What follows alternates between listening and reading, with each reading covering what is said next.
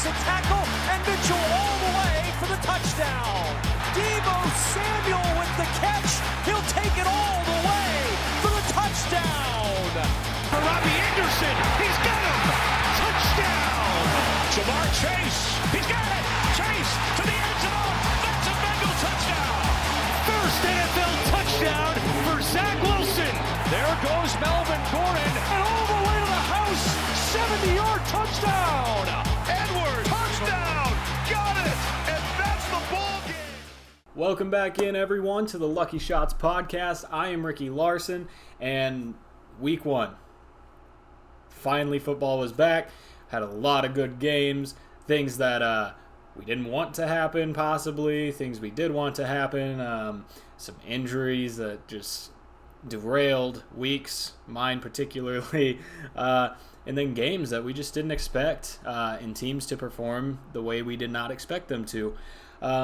So, today on the show, we have your news, last week's top players, some winners and losers from last week. We'll talk about some waivers. They just hit today. Today is Wednesday. The show is coming out tomorrow. And then the weekly preview.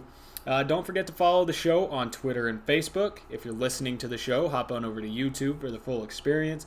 And if you're watching here, you can listen on Spotify or Anchor or any of those other places. And you can also check out our fantasy weekly ratings. All of those are actually in the banner for YouTube. You can go click on those and see that. So without further ado, let's hop into the news and notes from this past week. All right, so just a few things here. Jeudy was carted off the field. Turned out it was a high ankle sprain. He's expected to miss at least 4 to 8 weeks. Now, a high ankle sprain, remember last year, is what kept Christian McCaffrey out for the entire season. So hopefully, for Broncos' sake and for your fantasy football team's sake, he is back pretty quickly, somewhere in that time range. But he's somebody that you're going to have to be hesitant on for most of the year, even when he comes back, because that's just a tough injury to play with. So what does that mean for the rest of the Broncos wide receivers? Well, you saw immediately after Jeudy went down, Tim Patrick stepped in and just started doing the things he was doing last year when Cortland Sutton was out. And then you also saw quite a bit from KJ Hamler, who you saw be utilized a lot in the preseason. So both of those guys will look to fill that void. And then, of course, you still have Noah Fant and Cortland Sutton, and hopefully those two can get things going even more this next week, again, against a weak opponent like they had this week. Moving on, Ryan Fitzpatrick suffered a hip subluxation. Hopefully I'm saying that right. And was placed on IR, so he's out for at least 6 to 8 weeks. It's kind of sad. I mean, he finally gets into a situation where everybody's excited about it. He's got all the tools around him to make a great season, and then goes down week one with this. 6 to 8 weeks, again, he's somebody that, especially with that kind of a deal, I'm not sure how it necessarily works, but it's probably not easy to play with at all. So probably expect, especially since they put him on the IR, a longer recovery period, and we'll see if he can make it back. And then finally, this is the one that hurt me the most, lost me my week, and it was the fear I had drafting this player. Raheem Mostert suffered chipped cartilage in his knee. He's been placed on IR, so he's out for at least 8 weeks. But the looks of it is he's going to get season-ending knee surgery. So just a huge bummer. He's always been that guy who's great, but you have to worry about the injuries. And it happened right away this year. And it honestly doesn't look like he's going to be back the rest of the year. So what does that mean for the 49ers backfield? Well, Elijah Mitchell, JaMycal Hasty, and Trey Sermon. Trey Sermon, everybody was thinking, oh yeah, he's going to be the guy if something happens to Mostert. He was a healthy scratch in this last game, so he didn't even play. So Elijah Mitchell actually stepped in and got a bulk of the carries, had almost 20 carries, 100 yards, and a touchdown. An absolute workhorse. And because of that production, you can't expect the 49ers to just evaporate all of that workload for Mitchell, even if Sermon comes back in. I think Mitchell is a great option. And then JaMychal Hasty, we saw a lot last year. You know, he's a great receiving back, very quick, very speedy. So he's somebody else that will have to step in and shoulder that load. But luckily for the 49ers, it's a running back by committee most of the time anyway, and all three of these guys can keep that backfield moving. So that's it for the news and notes. We will hop into the top players of the week, starting off with Kyler Murray. I had him in my secondary league, and paired with D-Hop even, so amazing week for Kyler Murray. He had 33.5 points, 289 passing yards, 4 touchdowns and an interception. Also had 5 carries for 18 and another touchdown, so 5 total touchdowns for him. Awesome. Amazing. And going into this next week, he has another pretty decent matchup. So Kyler Murray, I like what I saw last week. Great game for him. Christian McCaffrey at the running back position, no shocker there. What is a shocker is he scored 27.7 points, led all running backs, and didn't score a touchdown. That's how brutal this guy is. 21 rushes, 98 yards, 9 receptions, 89 yards. Amari Cooper for the Dallas Cowboys started out the week at wide receiver 1 and lasted out everybody else. Had 16 targets. That is a healthy amount of targets for 13 receptions, 139 yards, and 2 touchdowns. And then Rob Gronkowski did a little bit of the same. Started out the week number 1 and beat everybody else. He ended up with 29 points on 8 targets for 8 receptions, 90 yards, and 2 touchdowns. If there was any doubt about Gronkowski, I don't know why there would have been huge doubts, but this guy is for real. He's with Tom Brady. They had that full offseason. I think we're going to see a lot more of those two throughout this year. Moving on to the winners this week. So not necessarily the top guys, but guys that had huge games and you did not see it coming. Jameis Winston only had 148 passing yards and 37 rushing yards, but had 5 total touchdowns for 29.62 points against the Green Bay Packers. And if you didn't see that game, if you haven't heard about that game, you're living under a rock. They smashed Green Bay. Don't know what Green Bay was doing, but it was not pretty. And Jameis Winston came out and blew it up. So great game from him. Jamal Williams used to be in Green Bay, now in Detroit, had 54 rushing yards, 56 receiving yards, a rushing touchdown, and 8 receptions for 25 points. Actually led the Detroit backfield. Don't get me wrong, DeAndre Swift was right behind him. I think literally right behind him in the rankings. So huge game for him. It looked about the same as what you saw in Green Bay, just amplified. And a great game from Jamal Williams. Hopefully he can do it for the rest of the season.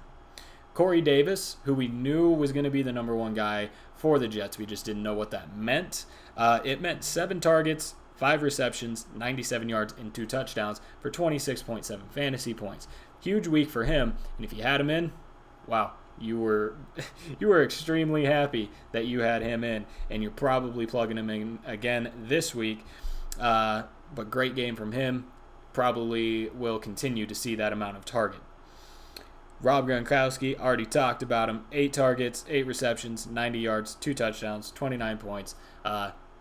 In the 3 leagues I'm in, he was benched in every single one. So hopefully you were the smart enough person to put in Rob Gronkowski and win your week. But if you didn't have him in last week, have him in this week. Moving on to losers.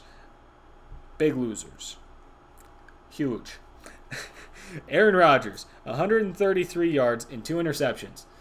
1.32 fantasy points. What? I don't understand that. I didn't like that. I have Devontae Adams in a league.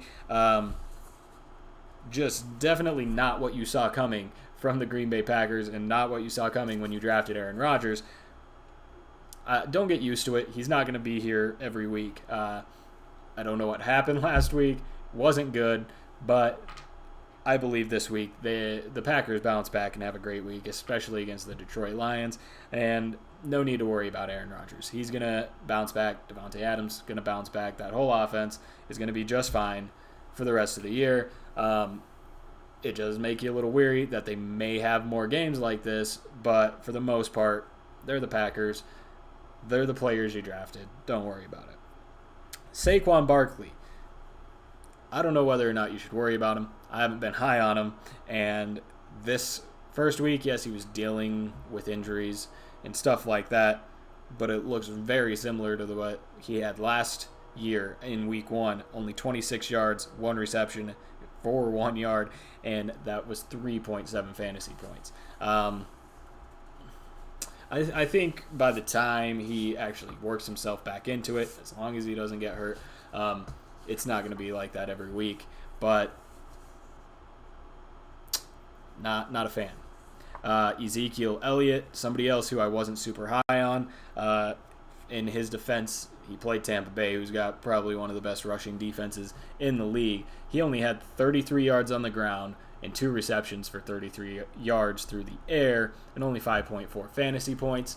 The offense, though, was clicking. The Dallas offense was keeping up with Brady and the Patriots.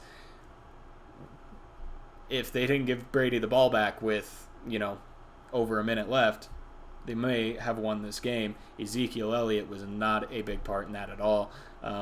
So just continue to monitor him as well and make sure, if it's a tougher matchup, Zeke may be somebody you want to sit out, even if you believe in the Dallas offense. Mike Evans, I like his targets, but if you look at everybody else on the team, very bad week. 6 targets, 3 catches, 24 yards, only 5.4 fantasy points. And then Mike Gesicki, somebody who if you've been listening to me, I obviously led you astray because I thought Tua liked him. Tua would throw him the ball. Tua would, he'd be involved and be a big part of that offense. He only had 2 targets, didn't catch the ball, didn't do anything, 0 points. And for the most part, he's probably somebody started in a league, so that could have easily made your week very tough. But those are the winners and losers. Let's move on to the waivers. Jameis Winston at quarterback. He's 26.2% rostered, which is a decent amount, but if you're playing in a 1-quarterback league and you possibly need a second quarterback, your matchup isn't good this week, or you liked what you saw last week from Jameis, chances are he's available in 3 out of 4 leagues. So he's somebody to look at. He had 14 for 20, 148 yards, 5 touchdowns, 6 rushes for 37 yards. So he's a quarterback to look at. If you were a Raheem Mostert owner and he burned you, Elijah Mitchell for San Francisco before the waivers hit this morning. He was only 0.7% rostered. He had 19 carries, 104 yards, and a touchdown for 16.4 fantasy points. That's huge. I think he's still involved. I think this week, particularly, he's going to be involved that much as well. You'll just have to kind of see how it works out over the year. But this week, for sure, I believe you can start him over Zeke Elliott, Saquon Barkley. Maybe a bad take. Don't at me. Sterling Shepard at wide receiver is 24.8% rostered. And when you think about the Giants and their receiving core, everybody's like, oh, Kenny Galladay. Sterling Shepard was available in a lot of leagues. He had 9 targets. That's a good amount of targets on an offense where, you have Kenny Golladay and Kyle Rudolph and Saquon to throw the ball to. Sterling Shepard was highly involved. He had 7 receptions on 9 targets for 113 yards and a touchdown, 24.3 fantasy points. And then at tight end, a person who is hardly rostered at all, probably won't be rostered much anyway, but James O'Shaughnessy from the Jacksonville Jaguars had 8 targets with 6 catches and 48 yards. Didn't have a touchdown or anything, but that's quite a bit of targets, especially in an offense where you've got a lot of receivers to throw the ball to, and consistently it was going to him. Again, I think it's the rookie quarterback, tight end's a big target, throw him the ball. So possibly that is a thing that could work out this year, and if you don't have a strong tight end, it's not going to hurt you to go after James O'Shaughnessy and see what happens. So those have been the waivers. Let's hop into the bulk of it for our weekly preview. So, also, if you're wondering why I'm by myself, Jacob is in Chicago seeing his family. So, we thought maybe try to make something work out, have him on a Skype call, something like that. We're just going to let him hang out with his family and enjoy that. He'll be back next week. So, I don't have any of his picks. He didn't send me any of those, but maybe I'll post those tomorrow after the show airs or something. I'll get those from him. But we're going to run through the games, and you can't start without football time. And when you're watching this, it's football time. Thursday night football, we have the Giants versus Washington. So let's start out with the Giants. They lost to Denver last week. Their offense and their defense both didn't look very good at all, ranking towards the bottom of the league, and nothing really shined through well for them. Their defense was not good at all. Maybe it's because the Broncos are so good, or maybe it's just because they aren't great. But some players to look out for them. Daniel Jones is projected 21.38 fantasy points, I believe, or is this last week? No, this is last week. So last week he scored 21.38 fantasy points. Washington, their passing defense is towards the bottom of the league as well, so maybe there's something there. But if you're going to invest in the Giants' passing game against Washington at all, again, invest in Sterling Shepard. Had 24.3 fantasy points last week. Honestly think he could lead the team again this coming week. And then you have Saquon Barkley. This is definitely a matchup to fade him. I believe Washington, close to top 10, is a rushing defense, even though their passing defense wasn't great. And with Saquon not being 100%, looking the way he did last week, I think you fade him and go somewhere else with that. Because if his ceiling right now is 5 points, or if that's, what you can expect, why not take a chance on somebody else? Because if they get you 5 points and Saquon only got 5, you didn't lose out on anything. So I would steer away from Saquon this week. Then you got Washington. They lost to the Chargers last week. It was a great game. But again, they lost Ryan Fitzpatrick, and the offense kind of, But it was a good game. They stayed in it. And I believe the Chargers had to come back late to win that game. So some players to look out for. Antonio Gibson. The Giants' rushing defense is even farther down than the Washington rushing defense. And you saw Melvin Gordon last week for the Broncos against the Giants break off a 70-yard run. I think Gibson is better than Melvin Gordon, and I think you're going to have a huge week from Gibson this week, which makes me happy because in my secondary league, I just made a trade for him. So let's go Gibson. Terry McLaurin didn't have a huge week last week, only 10.2 fantasy points, but the offense was kind of trying to find its feet. And, you were trying to see what was going to happen with Fitzpatrick. They were trying to get their feet set there, and then all of a sudden he's gone, and we got to bring in Heineke. I think McLaurin turns into a big target still, and when Heineke was in last year, McLaurin got a lot of work. So I think you can still start McLaurin. The Giants' passing defense, middle of the pack. So, I mean, he's a stud. It's not like the Giants are great, so I go for McLaurin. And then Logan Thomas. So he had 12 points last week. That's a good average for your tight end to have. He's great. Who do I think is going to win this game? And because Jacob's not here, I also don't have the spreads. So we will work that out between ourselves. I'll just pick him straight up here. I think Washington takes this. I think it's going to be a close game just because you got Heineke in. But I think Washington will lean on Gibson. They'll lean on McLaurin. They'll lean on Logan Thomas. And the Giants are going to have to play catch-up, actually. So I think Washington takes it pretty easily. So let's move on to Sunday morning. You got the Raiders versus the Steelers. We'll start out with the Raiders, who, at the end of this past week, man, what a game they had. They beat the Ravens in an amazing game. I mean, everything about that game, it's exactly what you wanted to finish off the week on Monday Night Football. Had to go to overtime, had a huge pass that they thought won them the game. Hurds went onto the field, and they had to clear them all off because it wasn't a touchdown.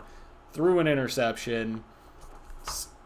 Baltimore gets the ball back, and then they force a fumble with Lamar and score a touchdown to win it. So, great game. So, going into this week, they have the top offense, and Derek Carr surprised a lot of people, played very well, had 24 points last week. The Steelers did a good job of shutting down Josh Allen and that Bills offense, so I think we'll see a bit of a different story from the Raiders. Hopefully they stay in it, but we'll just have to see. Josh Jacobs scored 2 touchdowns last week. Should have been 3. They got all the way down to the 1-yard line and did not let him touch the ball. Dealing with injury, I understand, but this next week should be progressing to even better and see a lot more carries. Hunter Renfrow actually was the top wide receiver for the team, had 13 points. And then Darren Waller, the Walrus is a man. You saw last week against the Steelers, Dawson Knox got a lot of work, was pretty successful. Darren Waller is the obvious number 1 target of this team, no doubt about it. I think he had somewhere in the realm of 19 targets last week. So, big game for him regardless. And then you have the Steelers, as I said, who won against the Bills last week, had a mediocre offensive performance, but again, shut down Josh Allen and made a lot of big plays on defense. A blocked punt for a touchdown, interceptions. So I think you can expect to see more of that. I think the Steelers defense made a name for themselves last week, and this Raiders offense I don't believe is as good as Buffalo. So the Steelers should have an easier time even than they did last week. That offense, though, it's still finding its feet towards the bottom of the league in that they have a lot of guys. They just got to get things moving. The 2 main players I would watch are Deontay Johnson, who scored 14.6 points last week, and Najee Harris. He only scored 5.9, but the Bills are also a good defense, and you saw last week against the Ravens, they just ran all over Las Vegas. So I think Harris has a good bounce-back game as well this week. For the winner, I'm going to have to go with the Steelers. Their defense is just too good, and I think their offense can get the ball rolling against Vegas. and some of those bigger players can actually get things going as well. So I think the Steelers win this one. Then we have the 49ers at the Eagles. The 49ers had a great game last week. Granted, it came against the Lions, who aren't great, but they won that game, had a top 5 offense, and offense was clicking. Raheem Mostert or not, Jimmy Garoppolo looked good. They even brought in Trey Lance. Trey Lance threw the first touchdown of the game for the Niners. When are we going to see him? I don't know. But Garoppolo also had a huge game because he threw the ball to Deebo Samuel, who lit it up, and I think will continue to light it up. But some players to look out for besides Deebo Samuel, who had 31.9 points last week, is Elijah Mitchell, who came in after Mostert got hurt, took on the bulk of the carries, had a lot of work, scored a touchdown, and against the Eagles, I think they can continue that. The Eagles have a, skewed look because they played the Falcons last week, but another player to think about is Trey Sermon, because if you're watching Elijah Mitchell, you got to see what Trey Sermon's doing and see how they use the two in tandem.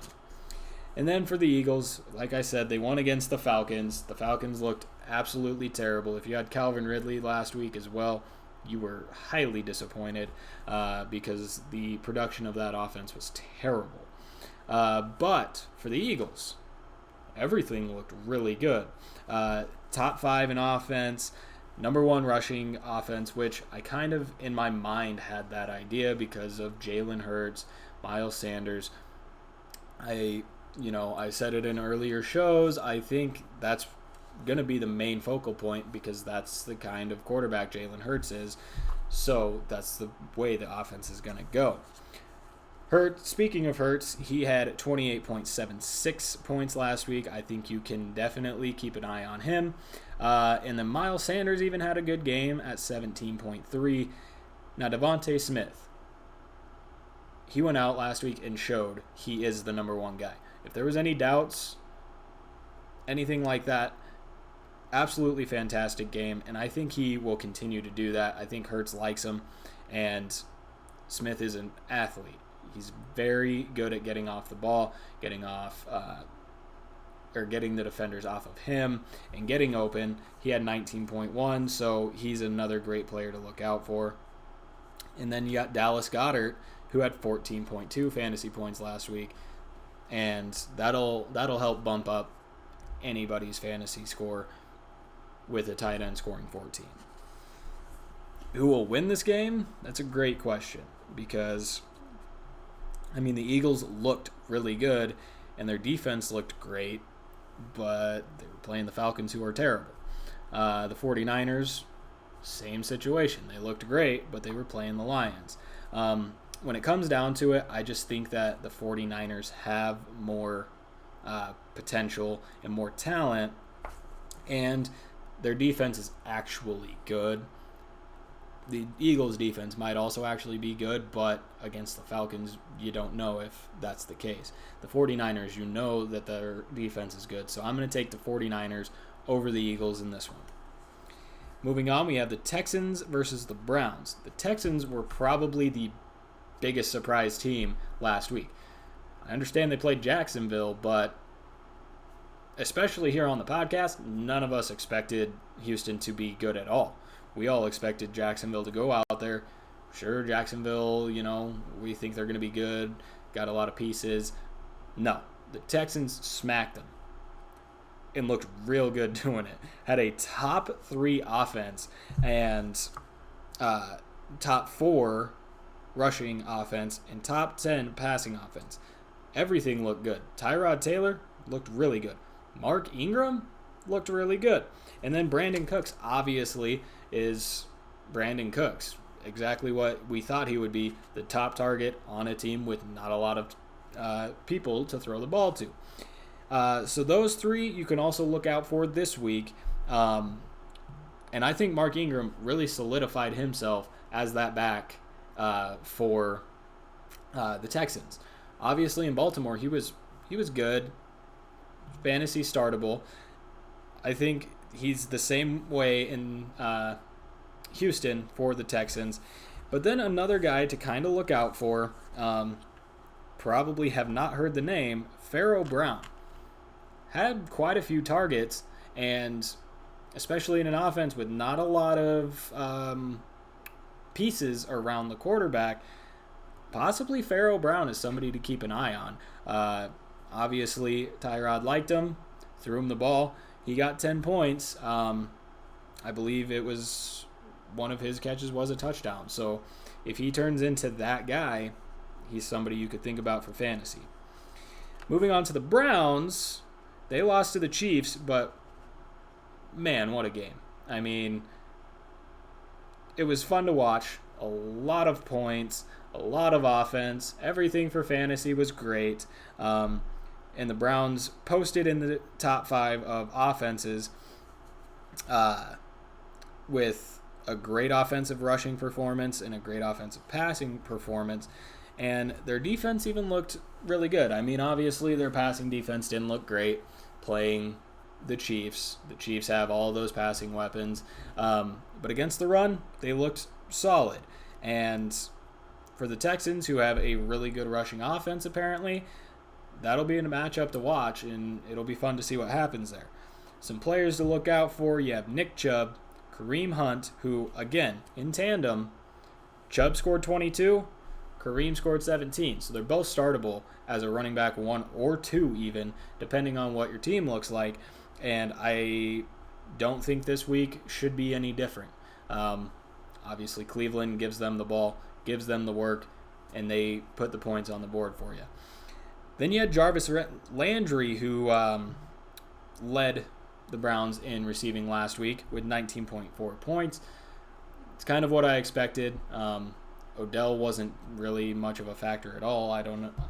I'm not even sure if he played. Let's see if he played, because I did not pay attention to that.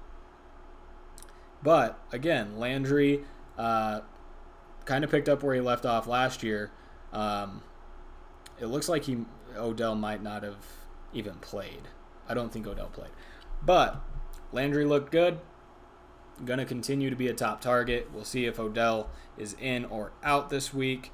But I think either way, Landry will lead the receiving core. And then David Njoku, a guy that I have been wanting to be the tight end for Cleveland. He goes out at least once a year.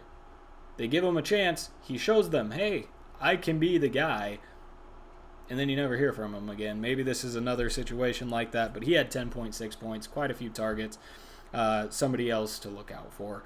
And if you're not sold on him, you can look for Austin Hooper, because one of those two guys will be that guy. So who's going to win the game? The Browns, pretty easily.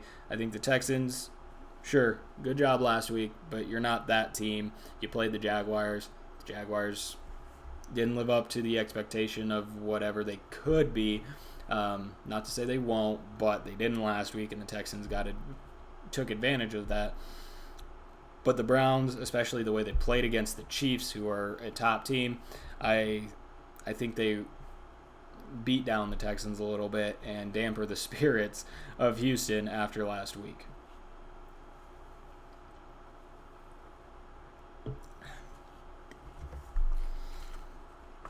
Moving on to the Broncos versus the Jaguars. Broncos looked absolutely fantastic. Just want to say that.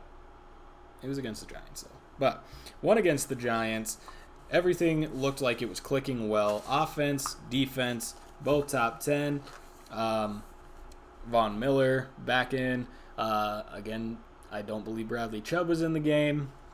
So hopefully he's back this next week and we get to see that tandem, because Von Miller was disruptive as always. And the rest of the defense looked great. The offense, fantastic. Rushing-wise, Melvin Gordon looked great. Had 20.8 fantasy points and a 70-yard touchdown. Teddy Twinkle Toes Bridgewater, I was very impressed with everything I saw from him. On rollouts, anytime he was pressured, extending the play, making a good read. Fantastic. So because of Jerry Jeudy being out, I think Cortland Sutton, Tim Patrick, KJ Hamler, any of those guys are somebody you should be watching if you're looking at Broncos wide receivers. To give you the top receiver out of those three, I would just have to go with Sutton, even though he didn't really do a lot last week. And Tim Patrick looked good, but I don't want to bet against Courtland Sutton if he's in, because he's, out of those three for sure, is by far the most talented. And then you have Noah Fant and Albert O. Not pronouncing that last name. Not even going to go there. Noah Fant had 12.2. Albert O had 8.6 and a touchdown on a where I thought of Teddy Twinkletoes. Down close to the goal line, 4th and 1. Teddy rolls out, gets all this pressure, dances around a bit, throws it to Alberto. Alberto does the rest for a touchdown, not even picking up the first down. So I think either one of those tight ends is actually somebody you can think about this week. Then you got the Jaguars, who again lost to the Texans. Nothing about it looked good.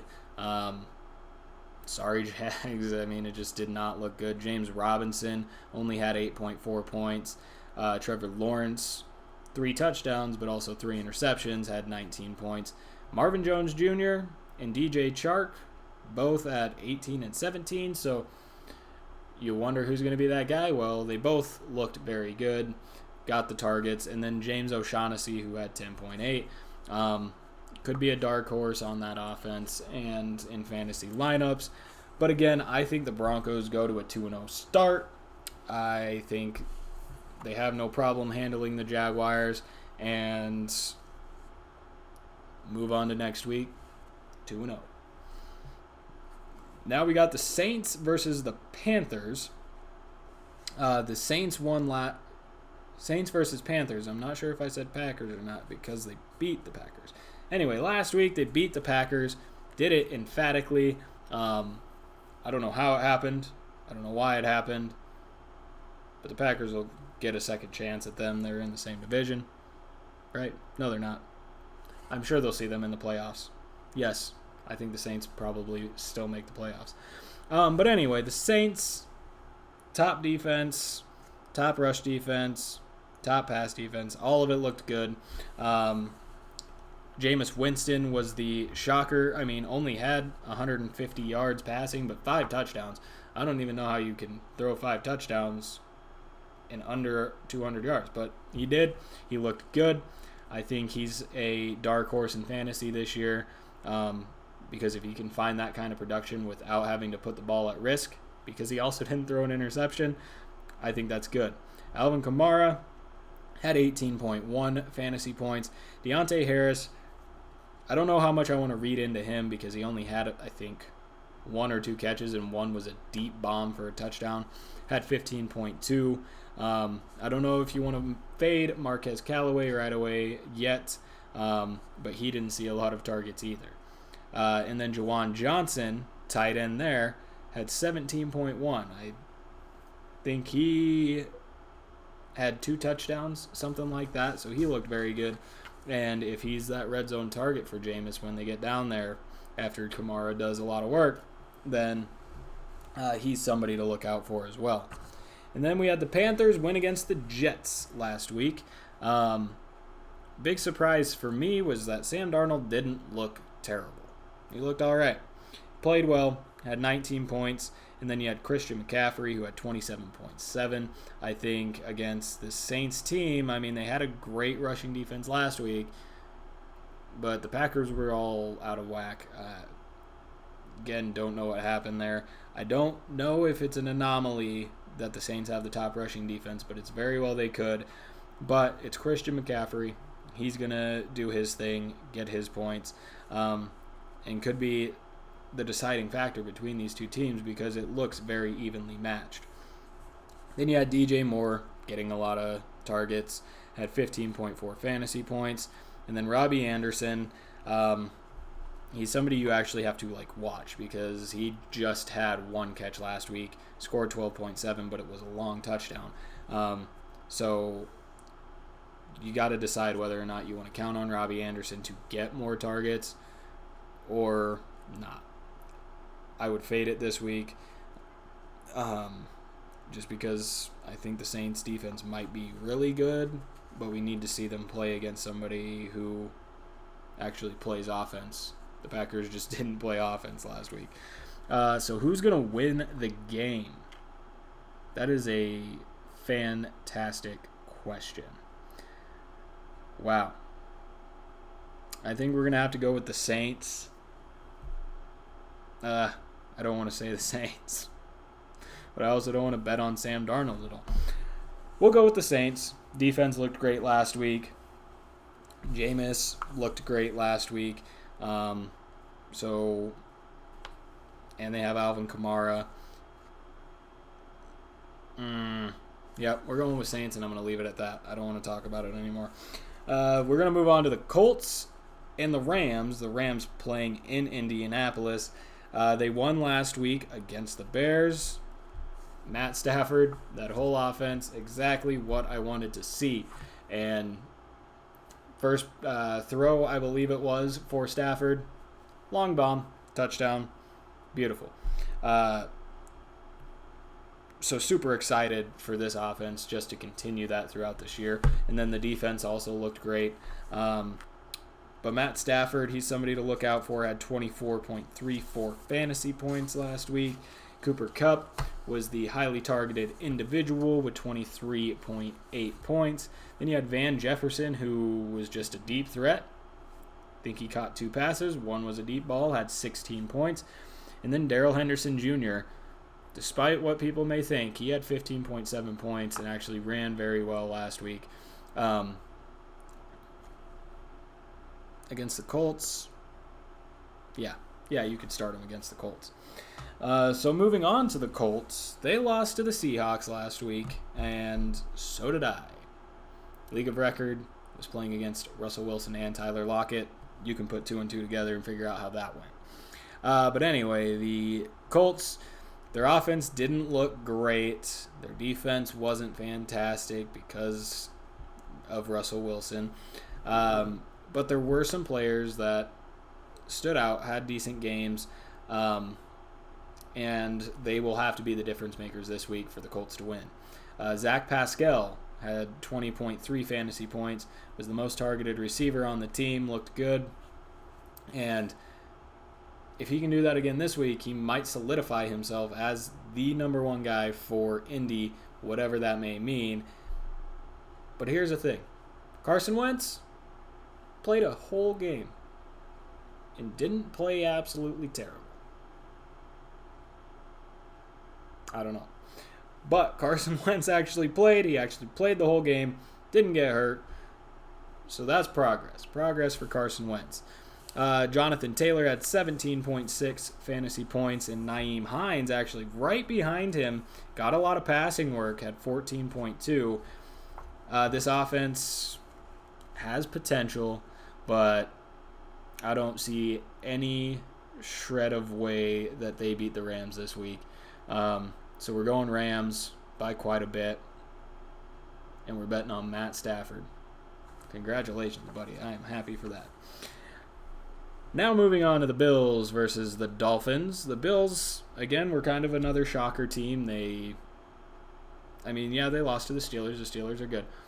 But they did not play very well at all. Had towards the bottom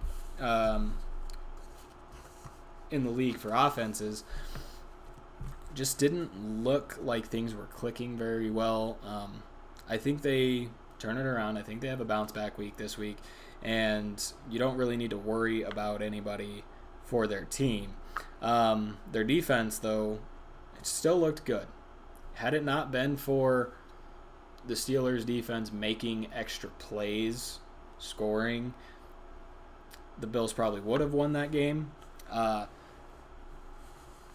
But, you had Josh Allen with only 17.2 fantasy points, Stephon Diggs with 15.9. And then you had a mixture of Cole Beasley, Gabriel Davis, and Emmanuel Sanders, all who were involved. Sanders actually got a lot of targets, and so did Beasley, and so did Davis. Davis had a touchdown catch. So between all of those three, I don't know who you should bet on. I would bet on Emmanuel Sanders just from watching the game.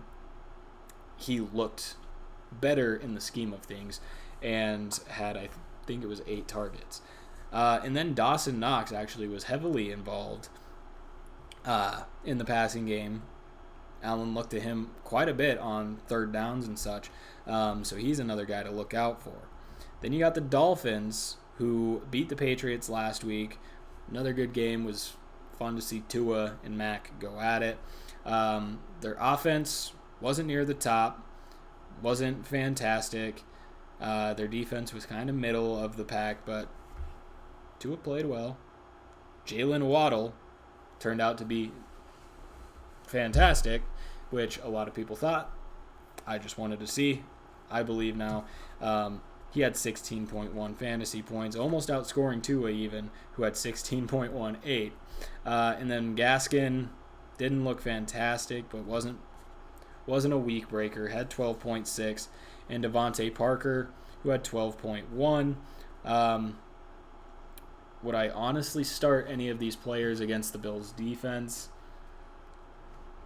Maybe Jalen Waddle as a flex, but other than that, I don't know how much I really want to touch any of this.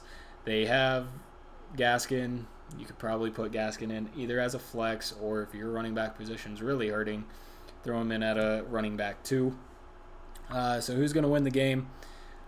I think the Bills have a huge bounce back week. I think it kind of looks like the team that they were last year, and the Dolphins are going to be the unfortunate recipient of the anger the Bills have after last week.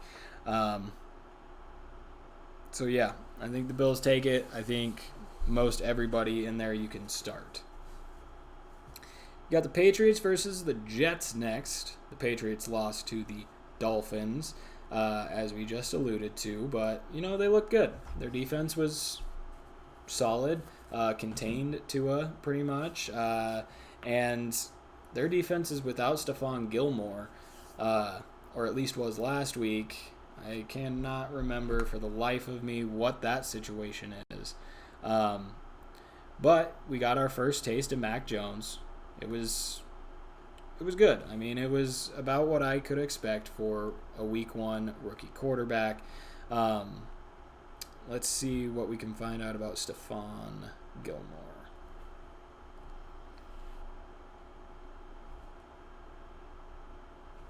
Oh, my Lord.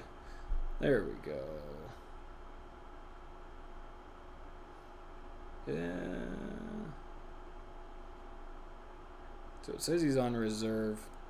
Not quite sure what, but I don't think he'll be in next week, so that could hurt their defense, I guess, but they still looked really good last week.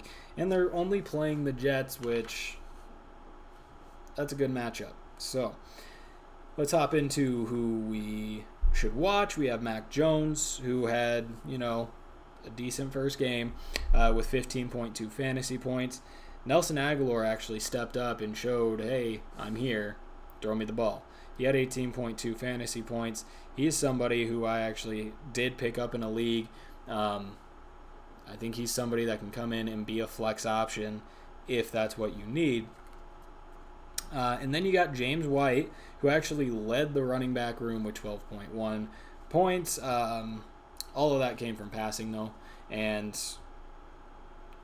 I think you can expect to see more of the same for him throughout the rest of the year. Damian Harris, took the bulk of the rushing load, had 11.7 points. Yeah, so I don't know if I would start any of them, but possibly Aguilar. I would possibly flex Aguilar. But again, they are against the Jets, who weren't necessarily fantastic. They lost to the Panthers last week. Their offense, they practically had no rushing offense at all. And passing-wise, wasn't great either. The bright spot was Zach Wilson likes Corey Davis. That was the bright spot of last week. So Corey Davis, we'll have to see if he can continue to take on this much of a workload, but he had 26.7 fantasy points last week. Zach Wilson had 18, and Braxton Berrios had 10. Who's going to win this game? I think Mac Jones gets his first NFL win this next week against the Jets, and I don't see it being much of a competition. Now moving on to the Bengals versus the Bears. The Bengals beat the Vikings last week. Ran the ball well. Didn't necessarily pass the ball all that great, but they did have some big plays. Particularly, Joe Burrow found Jamar Chase for a deep touchdown. I believe it might have been 59 yards. And, Chase didn't look terrible. Neither did T. Higgins, who had 15.8 fantasy points. And then Joe Mixon came out and played extremely well. Exceeded my expectations for sure. Looked very good. And then Joe Burrow had 18.6. I think you can keep an eye on all of these guys throughout that game. Then you had the Bears, who lost. I typed it in here as the Bears lost to the Bears. They didn't lose to the Bears. They lost to the Rams. It was a tough game, but is what it is. I think they come in against the Bengals, and this one's going to at least be competitive. Montgomery looked great. At one point in the game was averaging about 10 yards a carry when he had, I believe it was 8 carries at that time. Had 18.8, looked great. Then Allen Robinson only had 9.5.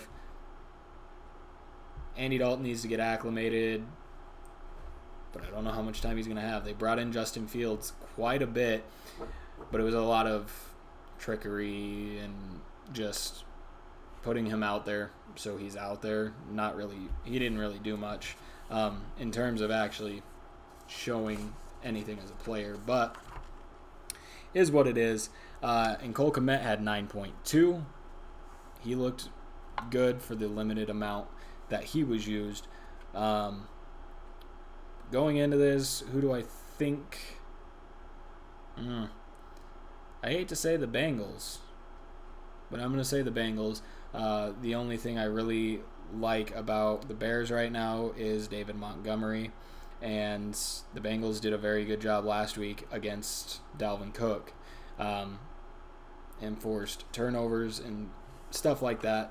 So I think the Bengals take out the Bears this week and move on to 2-0. That'll be a rare sight. Moving on to Sunday afternoon, you got the Falcons and you got the Buccaneers. Falcons, absolutely atrocious. We're not going to stick on it too long. Mike Davis showed he's a workhorse. Had 10.2. Calvin Ridley probably broke your weeks. Only 10.1. And Kyle Pitts, only 7.1 for him. Ridley's got me conflicted because I have him in a couple of leagues. I don't know whether or not I want to play him or put somebody else in. If I was you, I'd probably play him. He's probably still going to be fine. He is playing against the Bucs, who gave up quite a few points last week to the Cowboys defense, or the Cowboys offense, sorry. But they still won that game. Tom Brady. He was Tom Brady. Came out, fourth quarter comeback, last game-winning drive. Looked good. Brady had 27. Fournette took most of the load after Ronald Jones fumbled and was benched. News on that, Ronald Jones, I believe, was named the starter still this next week after being benched. I still think Fournette gets a lot of work. He was involved in the passing game a bit, ran the ball well, so Fournette's still somebody to look out for. And then you have Antonio Brown, who looked fantastic, got a lot of targets like I said he would, and led the wide receiver room like I said he would. 23.7 points. Chris Godwin right behind him, though, at 23.5. Mike Evans looked almost irrelevant compared to those two. And this man, Rob Gronkowski, who had 29. I think Tampa Bay goes out and slaughters the Falcons, clips their wings. It doesn't look good for the Falcons at all in this game. Then we move on to the Vikings and Cardinals. Again, the Vikings lost to the Bengals in overtime last week. but it wasn't necessarily all bad. Kirk Cousins had 22. Dalvin Cook had 20. Adam Thielen, don't know why people were fading him, had 2 touchdowns. Looked great. One of them was a run after catch even. So, big. Justin Jefferson actually was not the second best receiver last week. It was KJ Osborne, who had 14.6. Justin Jefferson had 12.5. I don't know where to go in that offense, receiver-wise, because I think it's going to be a lot like last year. One week it's going to be Adam Thielen, the next Justin Jefferson, the next Adam Thielen. So, moral of the story is I think you can start either one of those two. KJ Osborne, you can pick him up, but don't start him this week. Wait and see, because he had a lot of targets last week, but see if he continues that this week. Moving on to the Cardinals, who put a shellacking on the Titans. Kyler Murray looked fantastic, as did DeAndre Hopkins. That tandem helped me blow somebody out in my secondary league this week, so that was great, but both of them looked fantastic. Chase Edmonds, about what I expected from him. He had 14.6. The role matches what my thoughts were about him. I think 14, 15 is probably close to the ceiling of where he's at, but I guess we'll just have to wait and see. And against the Vikings, that could go up. And then Christian Kirk even had a huge game with 24 points, had quite a few targets and receptions. A flex option there, possibly. Who's going to win the game? The Cardinals. Easy. Not a doubt.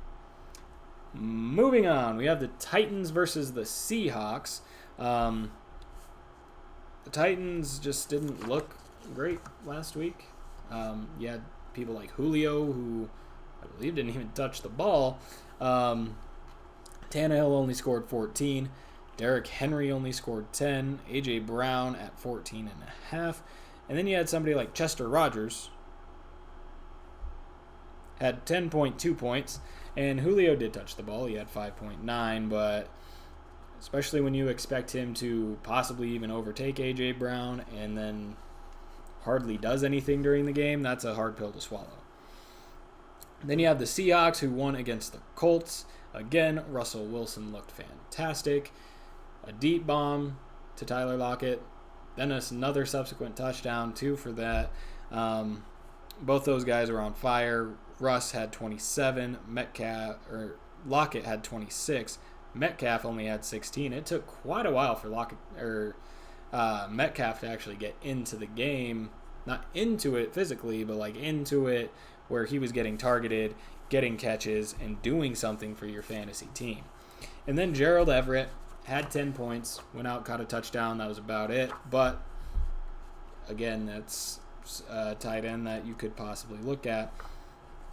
Who's going to win the game? I'm going to have to go with the Seahawks, just based on what I saw from the Titans last week.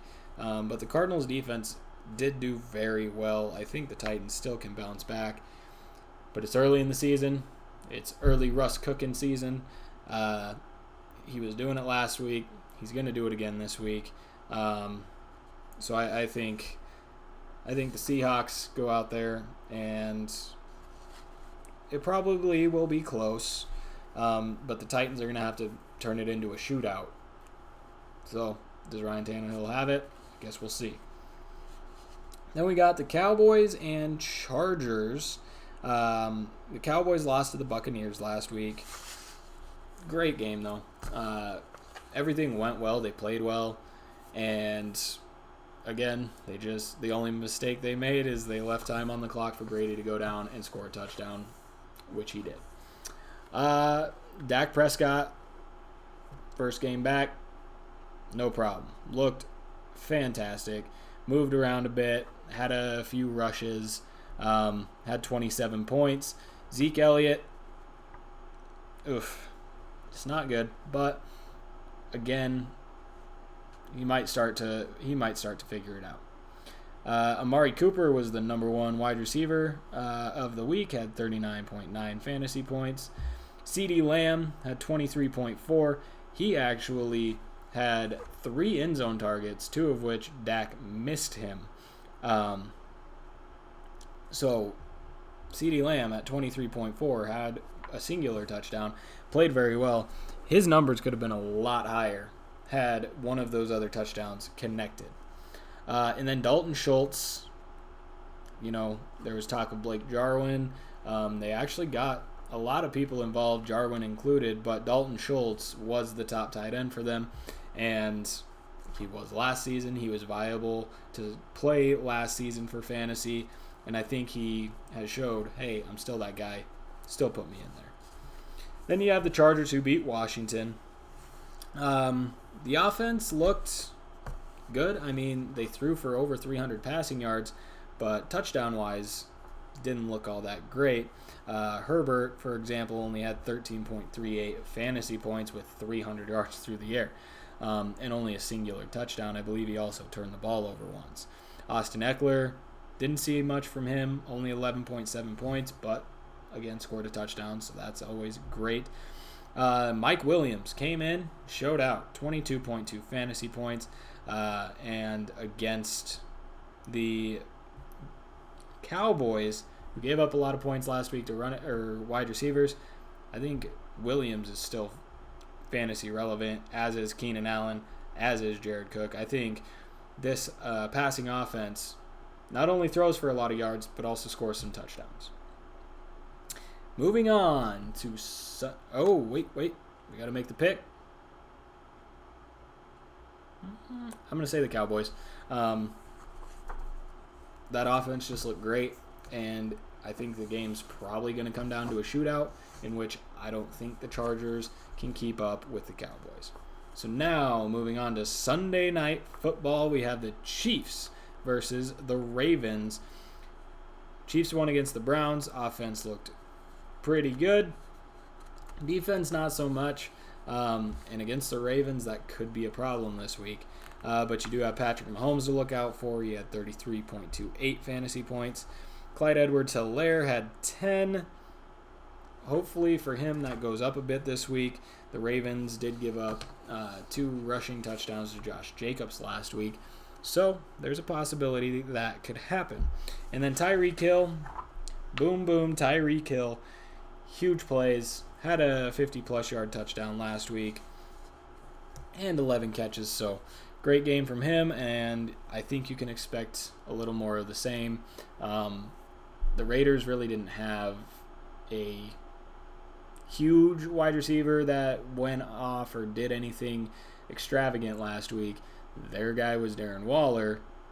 The Chiefs have their own guy, kind of like that, Travis Kelce. I don't think Kelce's going to see 19 targets like Waller did, but I think he will have just as much value against this Ravens team, and I think that offense will look pretty good. But then you have the Ravens, top rushing offense, obviously. Lamar played great until he fumbled in the overtime period and lost the game for him. But he had 18 points. Tyson Williams had questions. What is he actually going to do when he comes in? Well, he broke off a pretty long touchdown run and had 18.4 fantasy points. Looked great. Marquise Brown actually got a healthy amount of targets. It wasn't all just one play this time that he scored 19.4. And the Chiefs, again, they gave up quite a bit to Baker Mayfield in that offense, passing the ball. So he's a very good option, I believe, this week. And then Sammy Watkins got involved for 13.6, and Mark Andrews got involved for 5. I think this is going to be a really fun game to watch. It's on Sunday Night Football under the bright lights. I think the Chiefs will still take it because I believe this will also turn into a shootout. And when you're looking at a shootout, Patrick Mahomes is much more appealing than Lamar Jackson to throw the ball deep to get those huge plays. So, yep, I think the Chiefs are going to win this one. But what an exciting game to watch. And then we turn to Monday Night Football for a less exciting game between the Lions and Packers. The Lions had lost to the 49ers last week, but had a pretty good offensive output, especially because Jamal Williams scored 25 fantasy points and DeAndre Swift scored 24. Jared Goff scored 28, and TJ Hawkinson scored 25. Those players on this offense really carried them, and a lot of these stats could be considered garbage time because the 49ers were kicking their butts so bad. But hey, they put up those points. They're against the Packers, and if the Packers go out there and actually play like the Packers, the Lions might be in the same spot, might have the same kind of opportunities for all of those guys. Then moving on to the Packers, they did lose to the Saints. Last categorically in offense, rushing offense, and 26th in passing offense. Again, I don't think that's going to stick. I think they will turn things around, and it'll get a lot better. And then you got Aaron Rodgers, who I think is going to have a bounce back. Aaron Jones, who's also going to have a bounce back. And Devontae Adams. I think you get a big week from all of them. I think you don't worry about what happened last week. You just move on to this week and reap the benefits of them playing a not good defense. I think the Packers bounce back and win big against the Lions on Monday night. And then, just a quick reminder, I did do a survivor pick last week. I picked the Jaguars. I was obviously wrong, so I'm already out. Again, Jacob will be back next week, so be ready for that. So thanks for watching the show, guys. Don't forget to like and subscribe. Share our pages, share the channel, share our links, and you can follow all of the socials on the show. We will put those here. You can listen to the show at those various areas. You can watch on YouTube, and you can follow kind of all the updates about the show on Twitter and Facebook, or any news that we find will be on there as well. Yeah. So that's it. Week 2, here we come. This is coming out Thursday. Go have a fun time watching that Thursday night game. Good luck in all your fantasy matchups. Bring back some W's. Bring them to the show. Tune in next week. Thanks for joining.